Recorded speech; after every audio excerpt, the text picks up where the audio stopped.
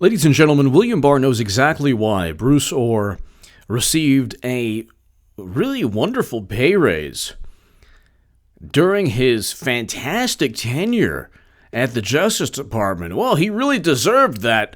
My goodness, taxpayer-funded pay raise. Wow. So good. So good. DOJ official awarded $28,000 bonus amid Russia probe. Records indicate. Wow, that's really great. So as you're setting up a duly elected president, what better than to just, than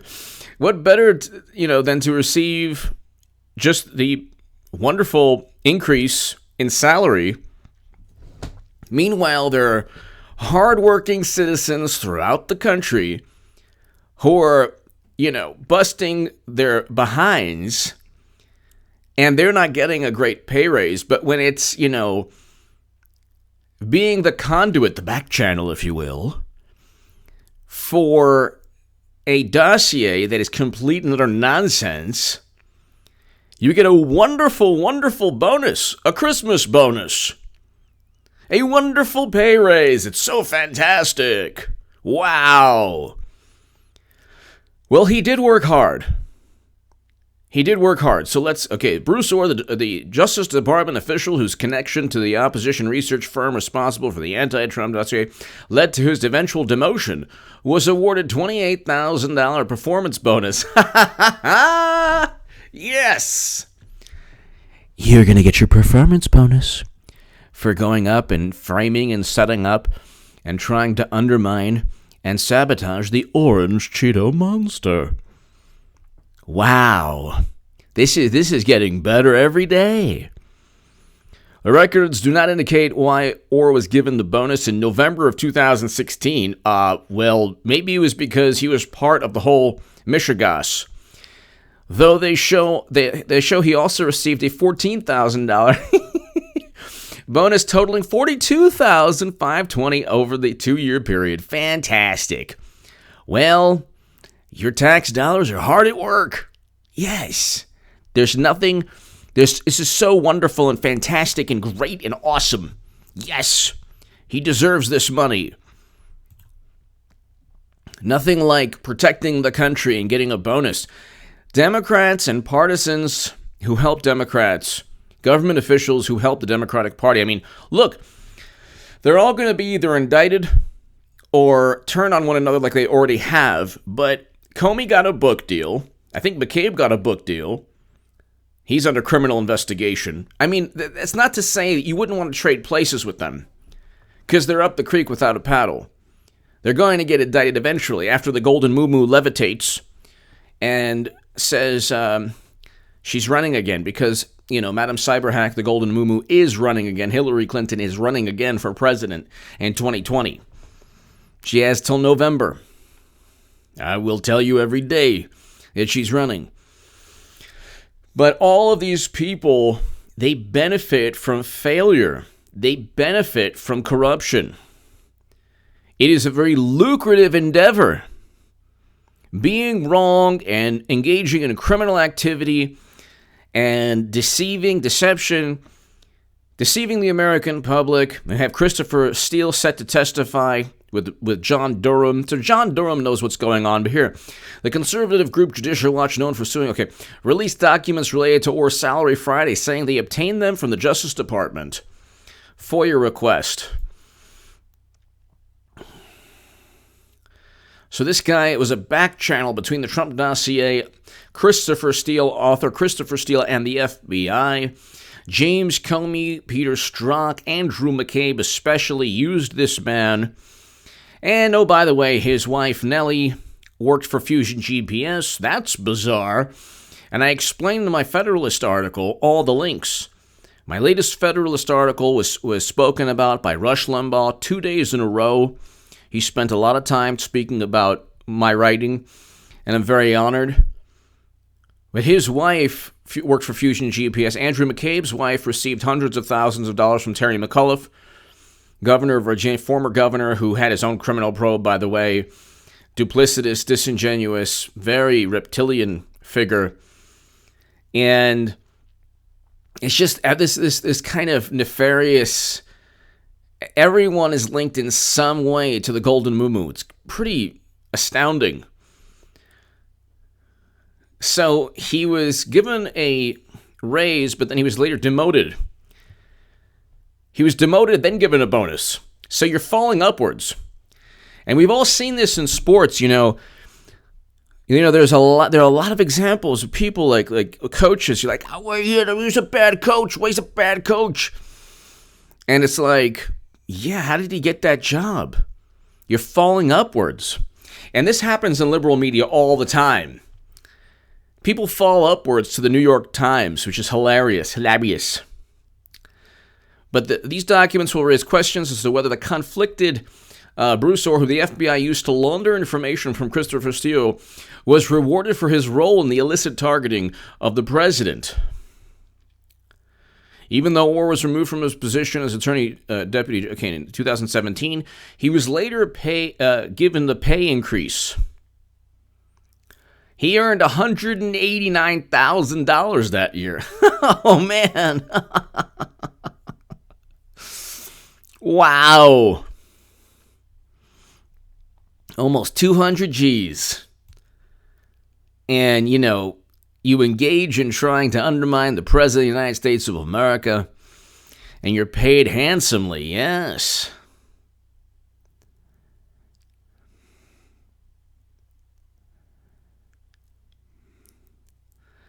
So, it's just unbelievable. Like, the left will like, oh, so what? Who cares? Not a big deal. Big deal. No what? So what? Doesn't matter. It's like if you had Peter Strzok saying, "We will stop Clinton." Oh my God, you would never hear the end of it. But you heard, "We will stop Trump," so it's a big problem. It's not a problem, sorry, on the left. Not a problem at all. If Trump purchased a Steele Dossier, you would hear, "Oh my God, it's a conflict of interest," and the people in his, in a Republican Justice Department were getting salary, bonuses and pay raises as they were trying to undermine poor Madam Secretary. See, to them, Russia interfering in the election is a certainty, even though the intelligence community literally states, and I can go ahead and quote my article, which I quote the actual ODNI and DHS reports. The article title is "Why John Durham Needs to Investigate Why the Info Generating the Mueller Probe is All Linked to Hillary Clinton." And this is the first one. DHS does not provide any warranties of any kind regarding any information contained within the report. And this is the ODNI report. Judgments are not intended to imply that we have proof that shows something to be a fact. It's pretty unbelievable. They're literally, the intelligence community, whatever you want to call it, is literally telling you, yeah, you don't have to believe us. But they're running with it. Oh my God, they're running with it. It's so important. This is like, the biggest thing ever. I'm looking at Twitter right now. This is hilarious. And I have to say, and I don't even know if he wants my support, but honestly, I mean, what's taking place against Michael Tracy is a travesty. He's a good man, good person, a great journalist, obviously disagrees with me. He's definitely not a Trump supporter. He's way on the left. He's a progressive. He's way on the left. Disagrees with me. My kind words towards Mr. Tracy should not be taken by any person on the left as a negative, but of course I'm sure some people will. But here's a guy who simply tells the truth, and they're already on Twitter like, "Oh yeah, he's the new H.A. Goodman, It's like, well, I actually find it very, very, very, very amusing And I am honored that people would use my name on the left in a disparaging manner, because it just shows how, like, I'm doing something like right. I'm on the right side of history, and it just shows that I'm doing a good job. But really quickly, I mean, what they've done to this journalist, what they've done to that guy is just, they tried to do it to me. But I just ignored the nonsense and just kept on writing, and my voice is now infinitely stronger, and I have a far greater reach, and I just wish him the best. It's going to get worse, ladies and gentlemen. If you're on the left, I suggest, because I'm no longer on Twitter, I'm no longer on Facebook. If you're on the left, you still watch my channel. I love you for that. I'm a Trump supporter. And again, I know that Michael Tracy is definitely not a Trump supporter. I know that very well, but I wish him the best. And I think that he's a very good journalist, and he has the courage to speak his mind and in many ways tell the truth, especially about the Russia nonsense. The absolute nonsense regarding the Mueller probe. But what they've done to him is what they tried to do to me, which didn't work at all. It only helped me, actually. I have a little bit of that Trump little magic. People try to insult me, they try to demean me, but it actually helps me, and I turn it on them. So it's like, but here's an example of a person, they're just trying to, I don't want to get too far into it, but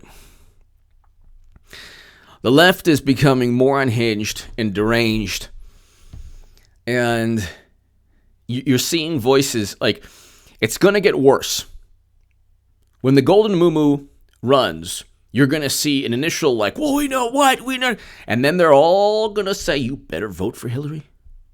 If you don't, you're going to be the next H.A. Goodman. You're no better than a Trump supporter. And it's going to be like this rabid, maniacal echo chamber full of zealots. But they don't get it. They don't care. They don't see that their version of reality is anything goes. Absolutely anything goes. Do you understand, ladies and gentlemen? Anything goes. And if anyone speaks out of line on the left, they're going to be ostracized immediately. That doesn't happen on the right. It doesn't happen among conservatives. Look, I have a Second Amendment channel that I'm actually going to transition into a part. It's going to be an extension. It's going to be an extension of my new website, which is combating TDS, Trump derangement syndrome. It's going to be a subscription-based website. You'll be able to defeat any deranged TDS person who suffers from TDS in any debate. And I will actually do segments every day on my website, HA2A, which is my Second Amendment website. But now you're seeing on Second Amendment channels, you're seeing people like, hey, you know what? Trump is abandoning, a lot of core principles of the Second Amendment. And they're like, upset with Trump. And I get that. And I can respect that viewpoint. But you don't see people say, how dare you? You can't say that. Like on the Trump supporters, they don't, like if you don't like certain things about Trump, you're free to say those things. You might get some pushback, but you're free to say those things. There is no group. The left tries to make it out that, liberals try to say that Trump supporters are, monolithic in thought, and they have this, they're xenophobic. No, the xenophobic people are truly on the left. They blame Russia for losing the election. What kind of imbecile and fool would have the audacity to blame another country for them cheating Bernie Sanders and then losing because they cheated Bernie Sanders and because they elected a criminal who they will elect again? And so, but there's a diversity of thought among Trump supporters. There really is. There really is. And even you're seeing like, this is not to praise them, but like the Jeff Flake, Mitt Romney, Paul Ryan type of never Trumpers. Well, there are very few, there actually is nobody who in establishment Democratic politics who was a never Clinton. There really wasn't. But in establishment Republican politics, there are still, unfortunately, never Trumpers. Justin Amash is an example. So you see this, but see the left is only going to get worse. There's an echo chamber in Twitter, which is part of an overall echo chamber with MSNBC, CNN, the Washington Post, the New York Times, which is part of an overall echo chamber between Hollywood, the music industry, late night, which is part of an overall echo chamber of people who are disgruntled, who are normally Democratic voters, who don't know what to do. They can't stand the president's personality, and anything goes. They don't care if Bruce Orr was given a pay raise to give the FBI a dossier that was complete nonsense where they tried to set up and frame a president that was elected. We had a peaceful transition of power up until recently. And under President Obama's administration, we saw that peaceful transition of power ended. So it's just, it's just not. And then you have Clinton every single day, weighing in on major issues.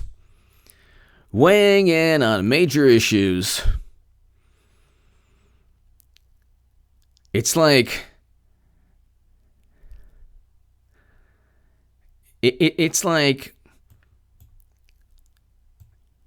they don't get that they're running towards a cliff. If I keep on repeating myself the same themes, it's very important because you're not going to get the reality of the situation.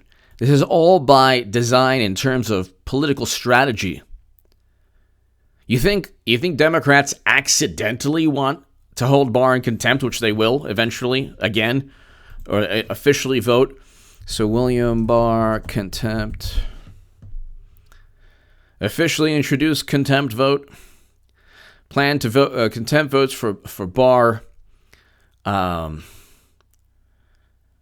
Democrats plan contempt votes for Barr. Commerce Secretary Wilbur Ross. You think this is all by accident? You think it's all by accident? You think that this is just the natural course of politics? This is just the natural course of politics, ladies and gentlemen, right? It's just the natural course of politics. This isn't part of a specific strategy, right? Well, of course it's a part of a specific strategy. There are people on the left who are like, oh, Clinton has no power anymore. She has no influence. Are you kidding me? All of this is linked directly to Madam Cyberhack, the Golden Muumuu. That's why you're seeing all of this nonsense. That's why you're seeing the media, corrupt intelligence officials, Democrats investigating Trump because they know what's taking place. I've been saying that Clinton is going to get indicted since 2016. She will eventually get indicted because she's part of everything. Comey, Strzok, McCabe, Clapper, up until recently, Rod Rosenstein, but you have Brennan, you have other people. They in terms of 18 U.S. Code 371, in one of my Federalist articles, I explain they tried to use that statute against Trump. They're the ones that are going to experience legal ramifications of that legal statute. They're the ones who are going to be charged under that statute. And you had people saying, "Oh, the shoe's going to drop. Oh my God, they're on to Trump." And then you found a Mueller report that said nothing. Absolutely nothing about, the Mueller report literally stated, let's go ahead and look at what the Mueller report stated. The evidence was not sufficient to charge that any member of the Trump campaign conspired with the representatives of the Russian government to interfere in the 2016 election. Verbatim from the Mueller report.